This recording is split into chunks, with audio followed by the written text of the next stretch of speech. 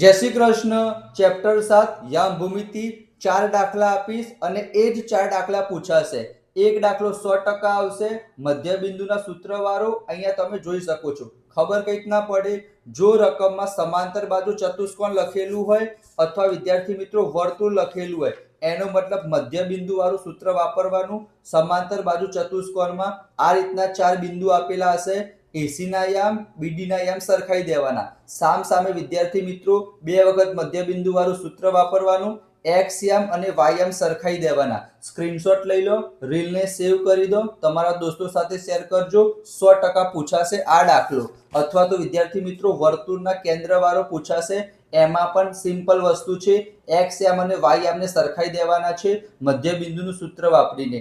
આ દાખલો પૂછાશે અથવા વિદ્યાર્થી મિત્રો આ દાખલો, બંનેમાંથી એક દાખલો તો 100% પૂછાશે. તો ફટાફટ તમારા દોસ્તો સાથે શેર જરૂર કરો. Thank you so much.